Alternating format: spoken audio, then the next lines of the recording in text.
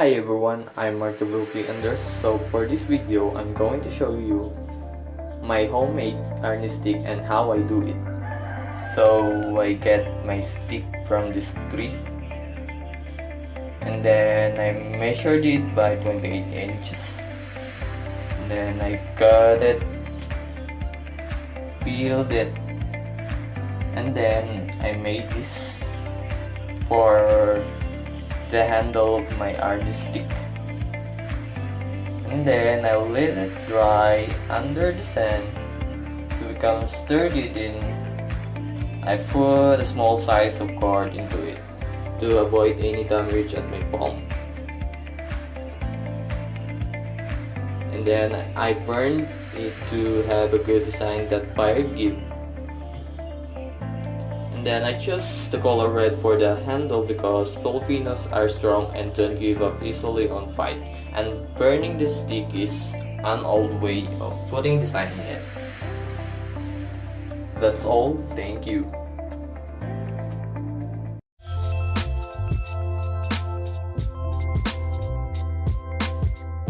Ready stance. Stand with your feet apart parallel to the shoulder with the both toes pointing forward. The knee should be straight, the waist and the body facing forward. Right foot forward stance. Starting with the ready stance, move one foot forward until the knee and the toe are in line to each other.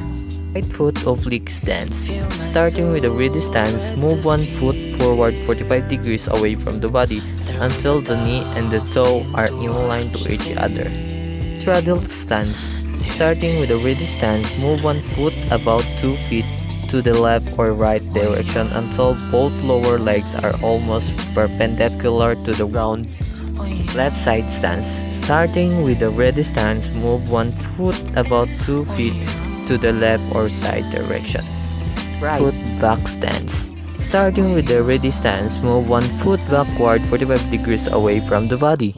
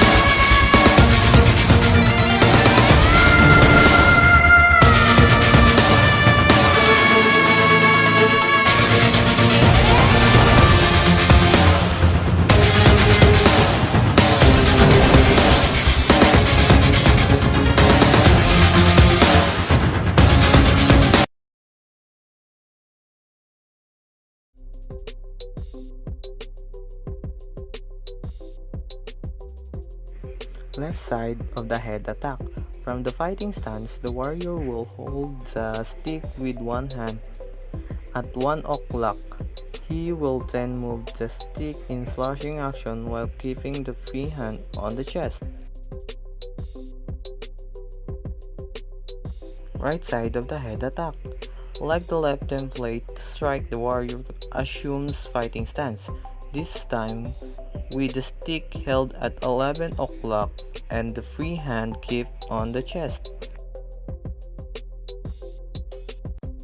Left side of the body or torso. In this strike, the practitioner will extend the weapon hand.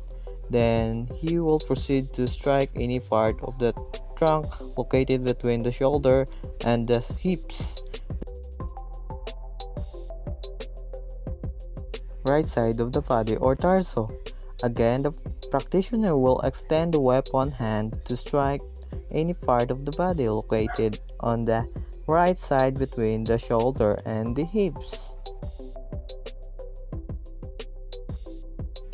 Thrust to the stomach. In this strike, the practitioner will thrust the weapon hand to the target point, which is the solar plexus.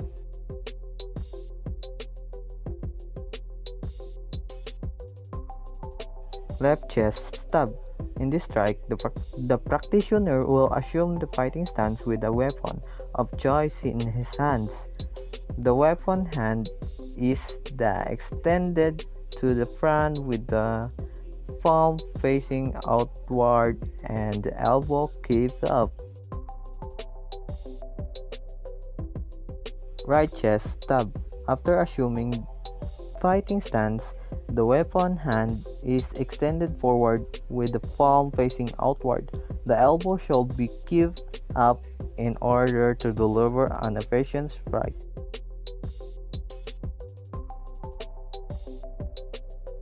Left lower leg.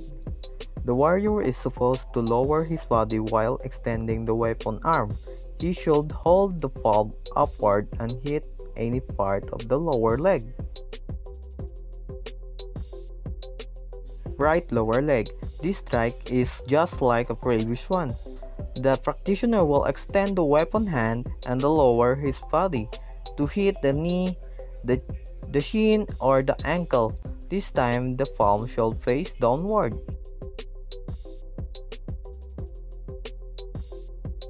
Left eye poke. The practitioner should assume fighting stance, then extend the weapon hand forward with the palm facing outward and the elbow kept down. Right eye poke. This thrust is similar to the previous one, except that the practitioner will have to hold his elbow down. This will allow him to hit the eye precisely with the right weapon, penetrating all the way through the brain. Strike to the crown and top of head. This is a straight downward overhead swing directed towards the crown of the head. Hitting the top of the head can immobilize your opponent, deliver damage to the brain, and throw him off balance.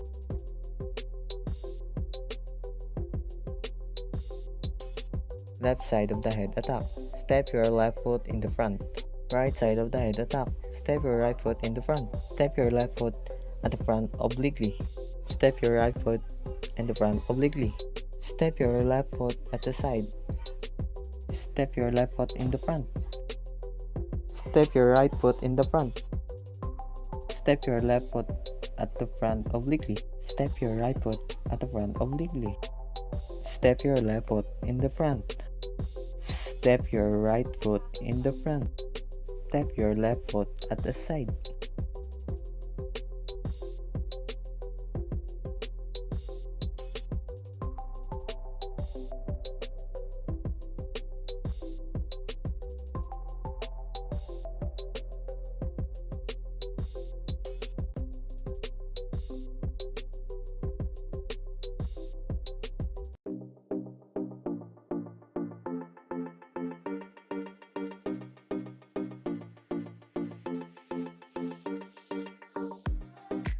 Left side upward block. Left side block. While keeping the left hand behind the stick, you should turn your body inward while holding it vertically. The right foot should be kept forward while maintaining the position of the right elbow close to the body.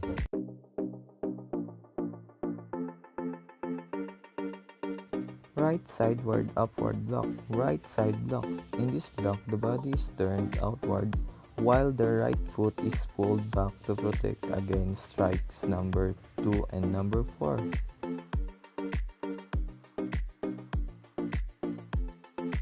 Left sideward downward left lower body block.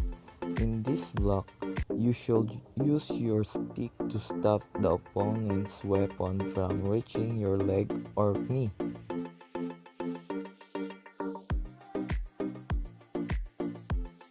Right sideward downward right lower body block. In this block, same from the left, you should use your stick to stop the opponent's weapon from reaching your leg or knee.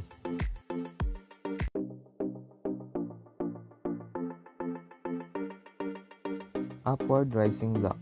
In this block, by raising the cane over the head to block the opponent's blow.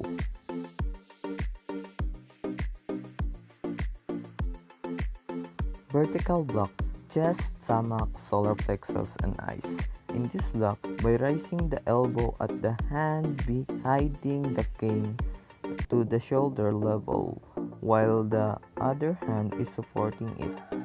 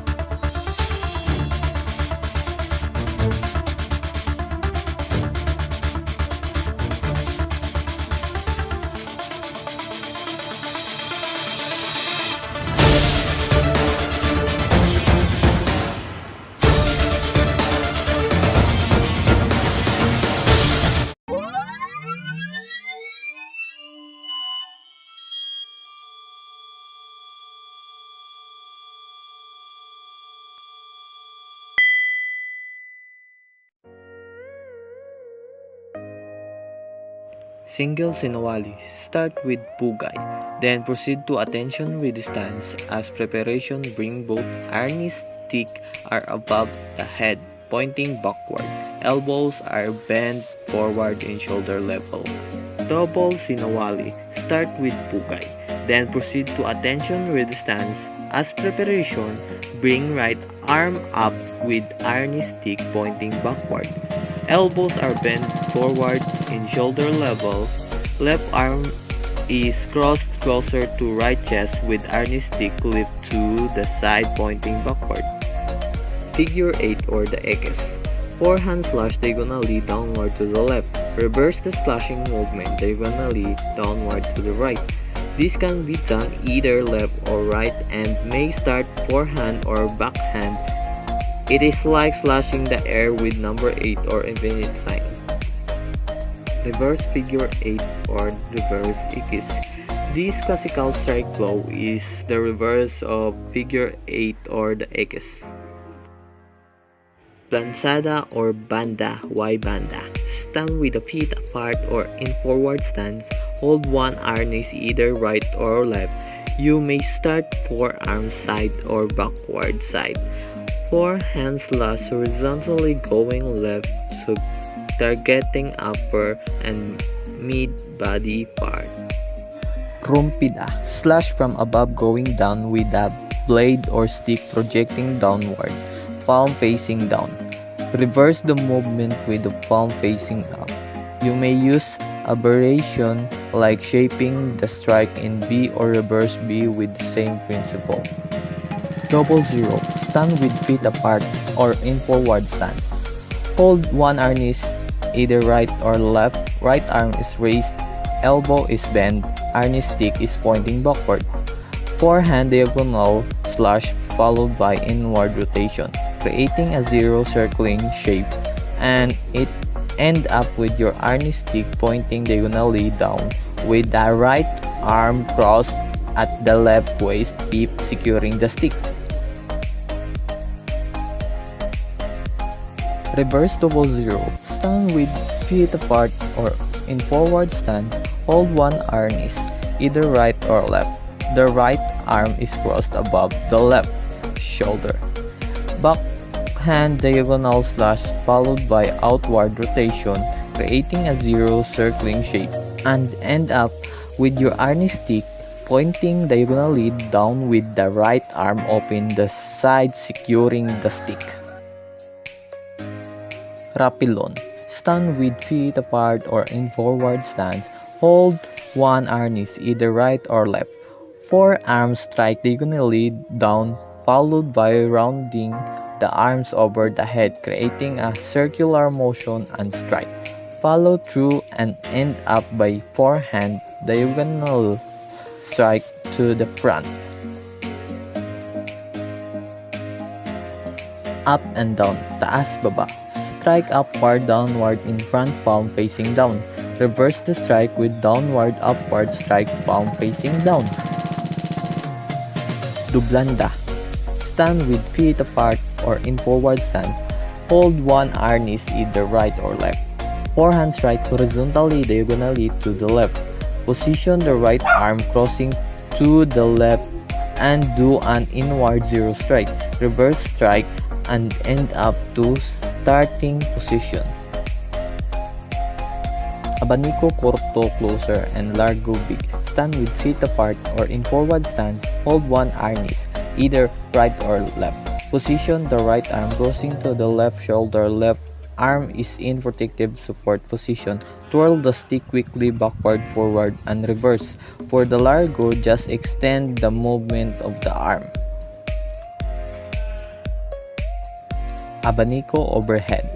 Position the right arm crossing to the left shoulder. Left arm is in protective support position. Twirl the stick quickly right to left overhead and reverse while crossing the left foot at the back of the right foot with knees slightly bent.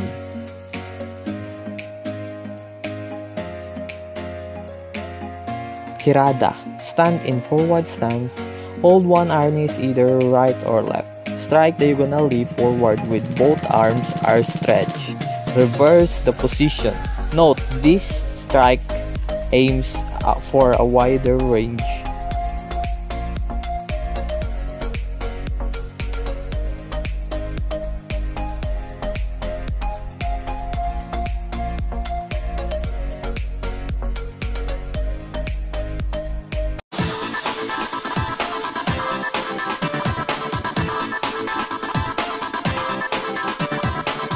Yung lesson to na gumagamit tayo ng arnis or baston.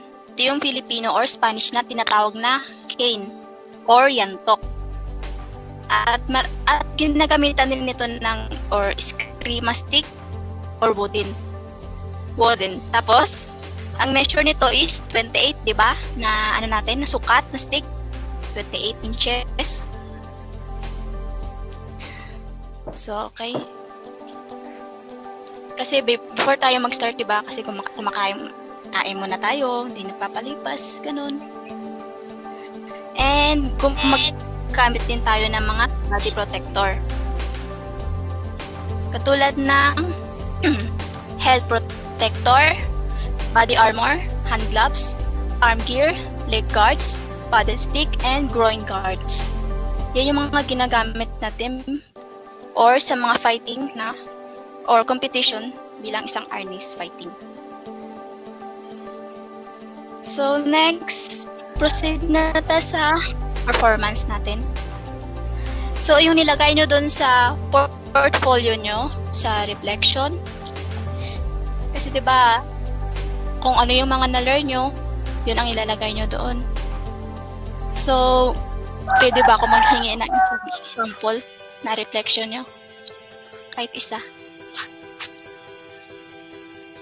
Ano na lang siguro. Si Aman.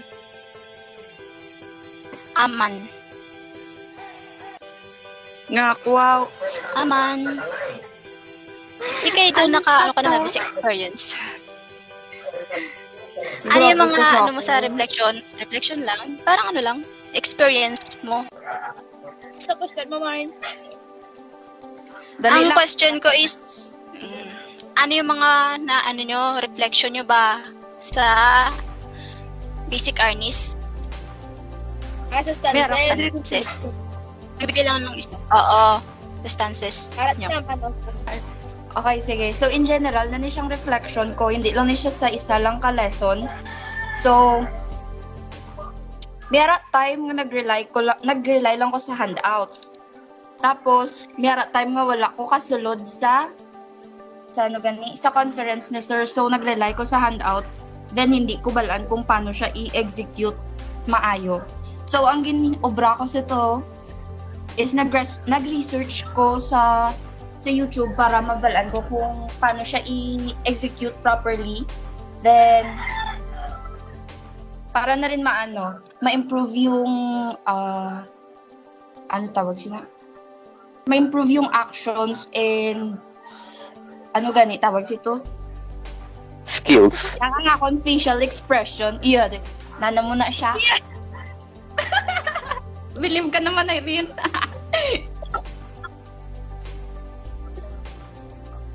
Amo lang pa akon. Madamo gyud nga salamat sa pagpamati. Very good, very good. Okay, very good. Okay, Aman, thank you for wonderful question. I mean, answer. Wonderful question.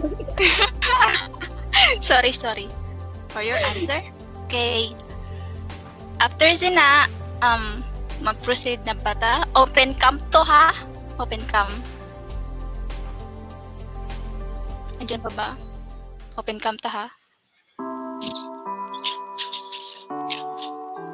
Okay. Red distance. After red distance, right foot forward, step. Ang right foot i-forward, then ang left foot nasa back. Blikay. Ganyan. Right foot ang nasa harap. Ang back foot sa likod. Ganito ang stick.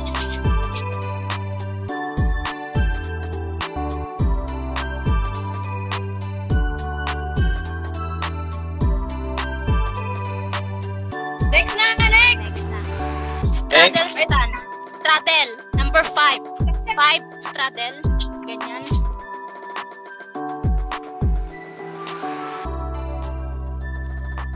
Ang left, yung pa-side. Ano yung left niya? Ganyan. Or pa muna. Left side. Left. So, ito yung ano niya. Left side. Next. Next. Number 7. Last. Para matapos na natin. Right foot back stance. Right foot back stance. Pael. Pael ang posisyon. Tignan nyo para siyang pael na shape. Yes, madam. Good. Ang right foot is nasa back. Ang left foot nasa harap. Then, ito, tapos ganyan. Malayo siya sa sa stick, ang kamay. Muna ang shield ta, ang kamay. Tapos, ang stick, amo nang ginatawag na weapon. Gets na na. Next.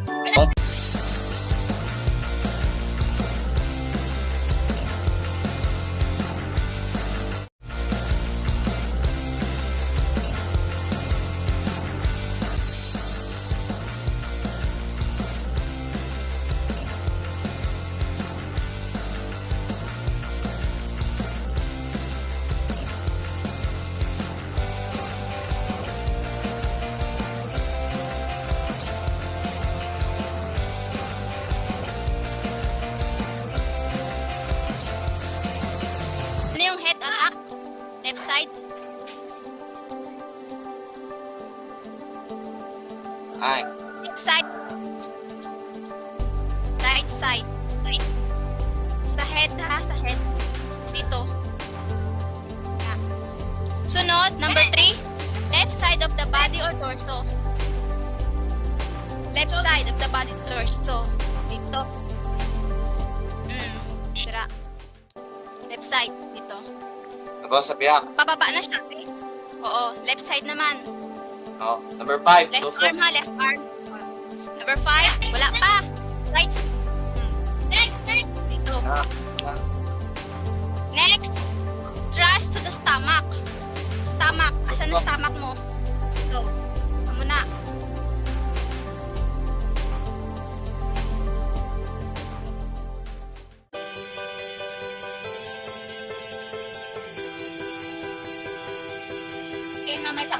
Left. Left lower leg. Asan ang leg mo? Ito, leg. Amo na. Left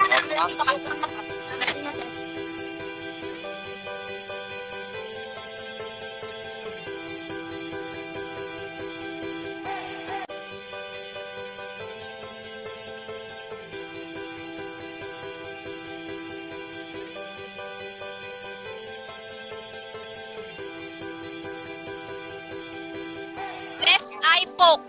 Asan ang eye mo? Right eye poke. Pagtapos ng isang left, right, tapos strike to the crown. Dito. Strike to the crown. Okay. Next. Next.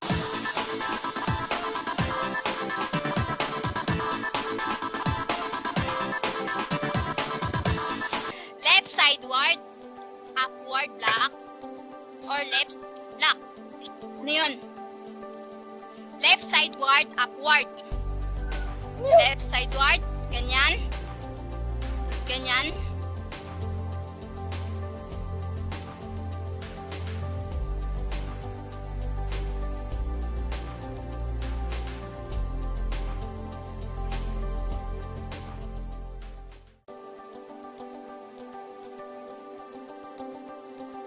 O, right naman, ang right.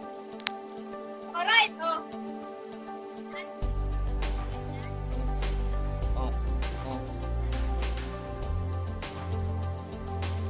Next. Next. Naman forward. Next.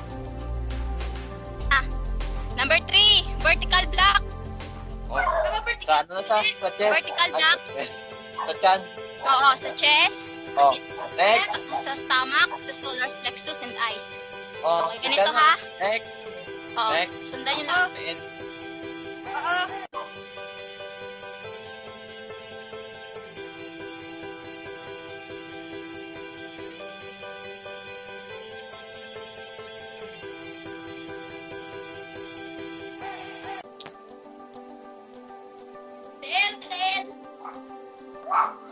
Left side, sideward, downward.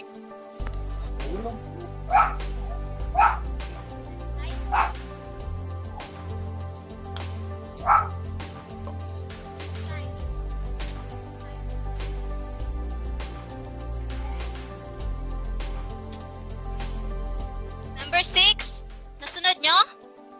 Oh, kuha na naman na ang blocking. Ang upward. Alam nyo na yung upward?